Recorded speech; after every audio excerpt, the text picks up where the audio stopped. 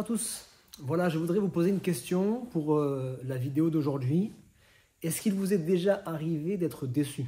Alors je sais qu'en posant cette question, je ne prends pas beaucoup de risques parce que oui, certainement, quel que soit notre âge, on a été tôt ou tard déçu par une personne, par une situation, peut-être même par nous-mêmes.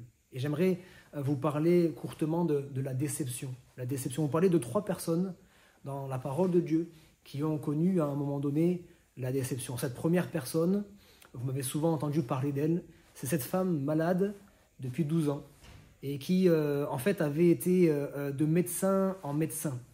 Elle avait été bien chercher les plus grands spécialistes dans son domaine et elle avait cherché à chaque fois à trouver la guérison, mais à chaque fois le verdict était le même. Les médecins la convoquaient pour lui dire « on ne peut rien faire pour vous, votre maladie est incurable, on n'a pas de solution à votre problème ». J'en profite pour ouvrir une parenthèse.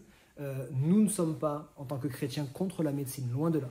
Nous bénissons même la médecine parce que je crois que Dieu a donné l'intelligence aux hommes afin qu'au travers de la création même des plantes et de différentes choses, de l'intelligence que l'homme a pu développer au fil des siècles, Dieu a permis qu'au travers de la médecine, on puisse régler bien des problèmes. Et c'est certain, il faut le reconnaître. Mais nous reconnaissons aussi que certaines fois, la médecine est limitée. Elle fait de son mieux et elle peut permettre un certain soulagement.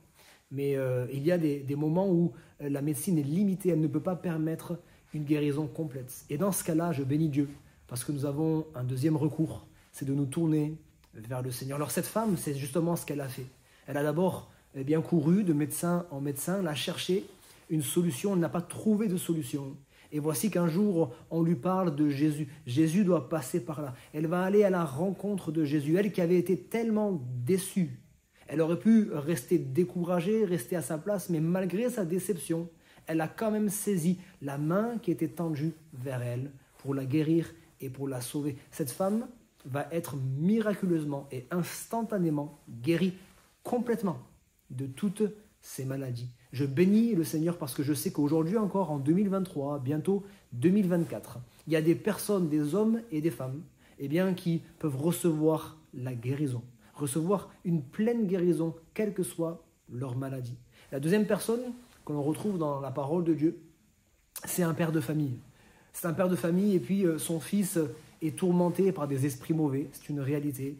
Et voici qu'il va se tourner vers les disciples, il va aller voir les disciples de Jésus pour leur demander de venir en aide à son enfant. Alors il va mettre tout son espoir bien évidemment dans les disciples et malheureusement, les disciples ne vont pas pouvoir délivrer cet enfant. Voici que cet homme va être déçu.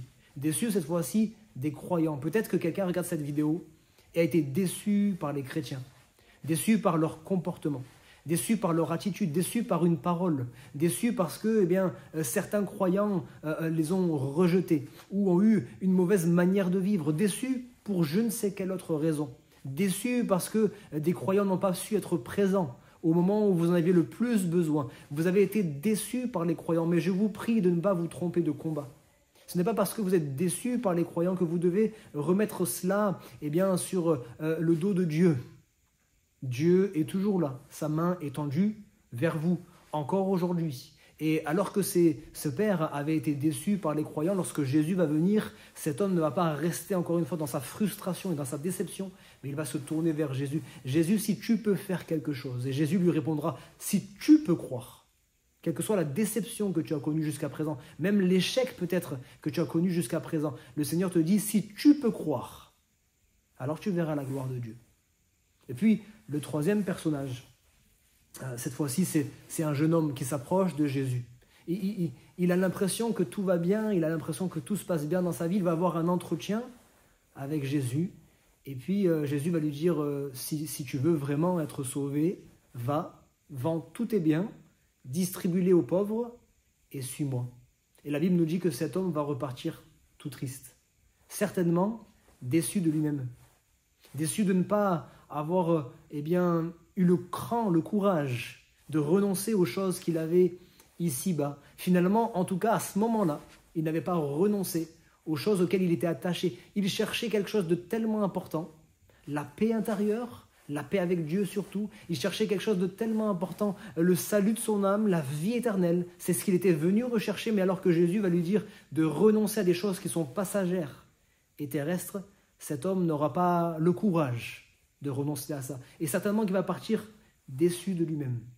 Bref, peu importe si vous avez été déçu par vous-même, déçu par la médecine, déçu par la politique, déçu par des membres de votre famille, déçu par des chrétiens, déçu par je ne sais qui, ce n'est pas encore terminé. Ne soyez pas dans un état d'esprit de fatalité. Mais si le Seigneur vous tend la main, et il vous tend la main, saisissez-la. Ne restez pas dans votre déception, ne restez pas dans votre frustration, ne restez pas dans vos échecs, mais saisissez la main qui est tendue vers vous aujourd'hui même, et que le Seigneur vous bénisse abondamment.